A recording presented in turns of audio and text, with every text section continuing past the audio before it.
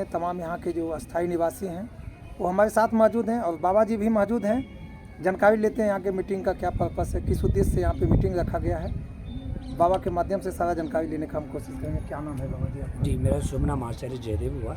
कहाँ से आप हैं बाबा? मैं देवघर से बिलोंग करता हूँ और अखिल भारतीय सनातन धर्म महासभा बिहार प्रदेश का मैं अध्यक्ष भी हूँ। और आगामी 10 मई से 18 मई तक 9 दिवसीय श्री श्री 108 लक्ष्मी नारायण महायज्ञ कुंदल के पावन धरती पे होना है और उसी महायज्ञ को सफल और संपन्न करने के लिए पूरी ग्रामीणों को, पूरी धर्मात्माओं को एकत्रित करके आज सामूहिक बैठक है हमारी।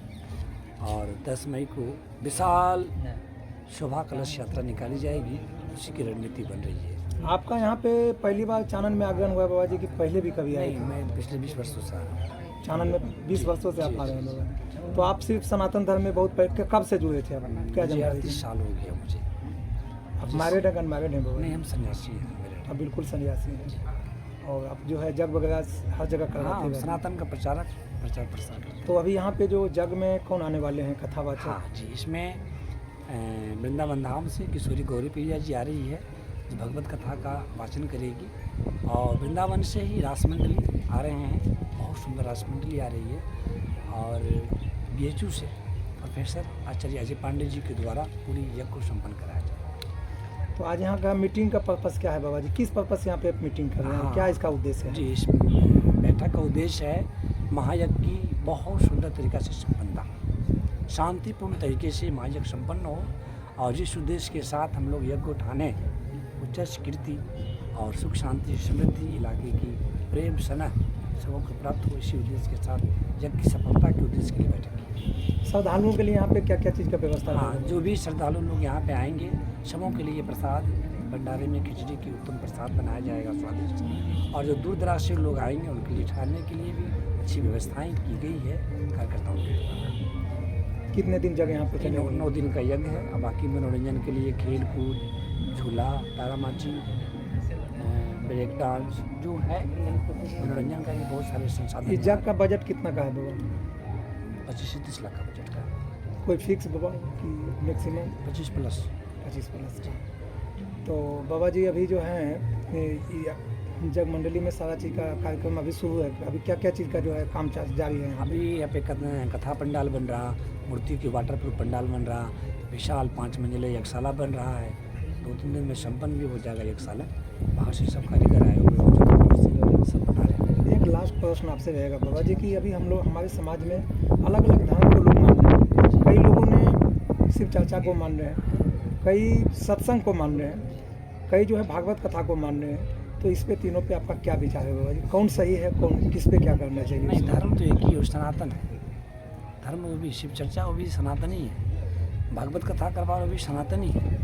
कोई और भी अन्य कह रहे सनातन ही है। मत अलग अलग हो सकते हैं, विचार अलग अलग हो सकते हैं, लेकिन सिद्धांत एक ही है, वह वैदिक सनातन। और सब के सब ऋषियों की संतान है, हम लोग रामकृष्ण के वंशज हैं। और एकत्रित होकर के सनातन की जो प्राचीन व्यवस्था ऋषि मुनियों की थी उसको लोगों की चेतना में जगाने के कार्य कर रहे हैं। कुछ ऐसे भी धर्म करने वाले जो भी शिव चर्चा करने वाले संत हैं वो जो है भागवत कथा को नहीं मानते हैं बाबा जी, वैसे चीज़ों पे आपका क्या विचार है?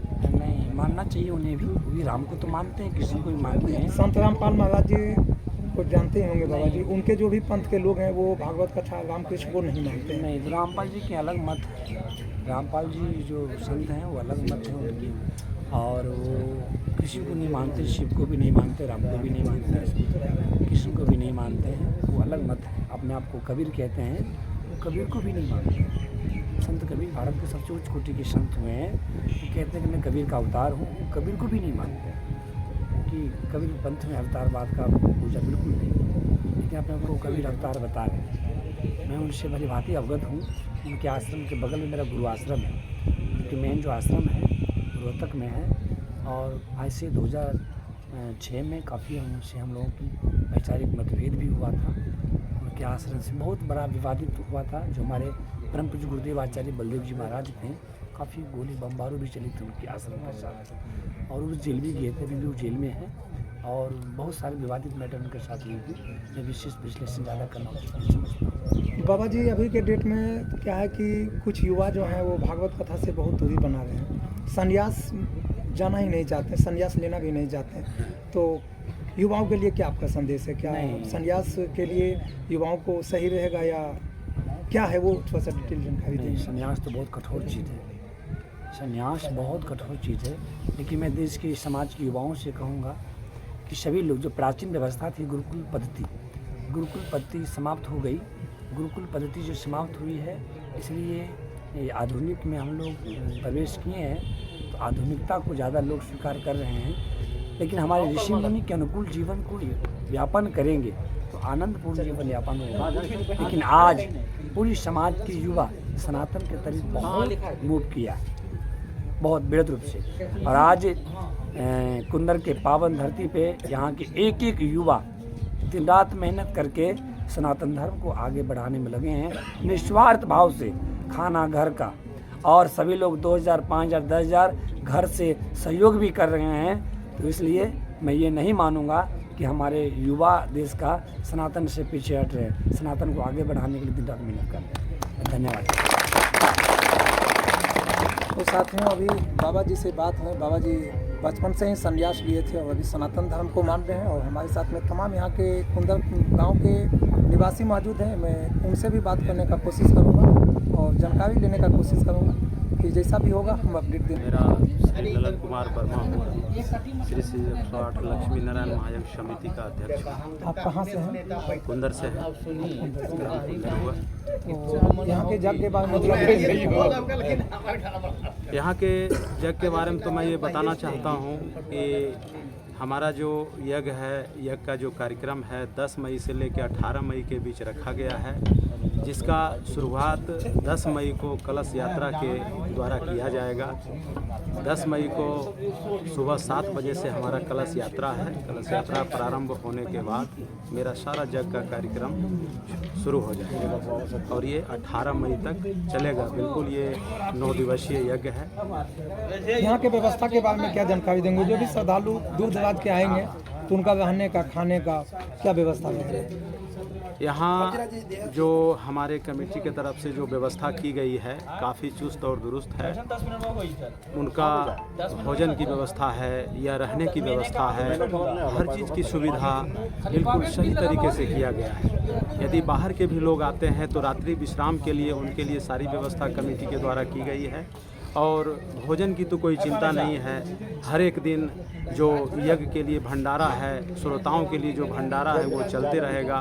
खाना पीना हर चीज़ मिलेगा और रहने के लिए तो कोई दिक्कत है ही नहीं। रात में भी वो अपना विश्राम कर सकते हैं। तो साथियों, जो भी श्रद्धालु, जो भी जानन क्षेत्र के, चाहे अदर क्षेत्र के जग देखने के लिए आएंगे, उनके लिए यहाँ पे तमाम चीज़ों को व्यवस्था किया गया है। जो अध्यक्ष आप हैं? जी, मैं अध्यक्ष हूँ श्री 108 लक्ष्मी नारायण महायज्ञ। मैं कुंदर ग्राम से हूँ।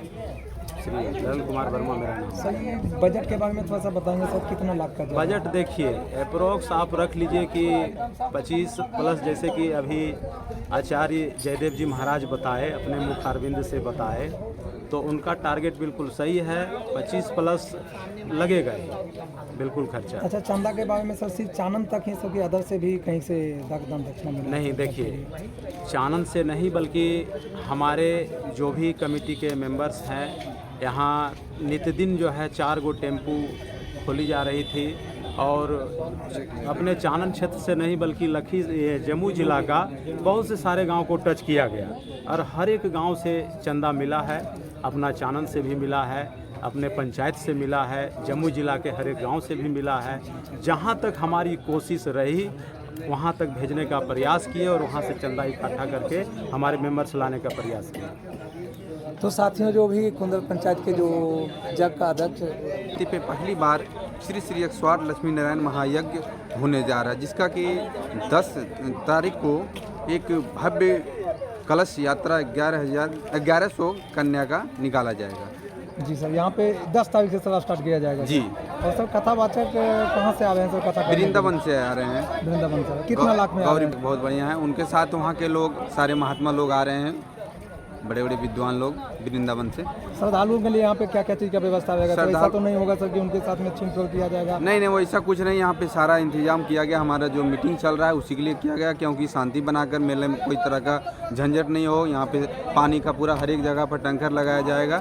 मेले में किसी तरह की कमी नहीं रहेगी, कोई तरह की दिक्कत नहीं किसी तरह की कमी नहीं होगी। है। तो साथियों देख सकते, क्या नाम बताए थे सर? मेरा नाम कौशल कुमार चंद्रवंशी है आप यहीं पे है, यहीं कुंदर जी, ये मेरा घर कुंदर है। आप भी अध्यक्ष हैं सर जग का? मैं इसमें कमेटी में मैं सदस्य हूँ, कमेटी का सदस्य सदस्य हैं। तो कमेटी सदस्य लगातार हम लोग जानकारी लेने का कोशिश कर रहे हैं कि यहाँ के जग में क्या क्या चीज़ का व्यवस्था रहेगा, किसी तरह का कोई श्रद्धालुओं के यहाँ पे कोई तरह का दिक्कत ना हो, ये सारा जानकारी लेने का हम यहाँ के अध्यक्ष के बारे में कोशिश कर रहे हैं। और 10 तारीख के जो है यहाँ पे 1100 कन्या का कलश का कलश यात्रा, एक विशाल कलश यात्रा निकाला जाएगा 1100 कन्या के साथ। 1100 कन्या के साथ।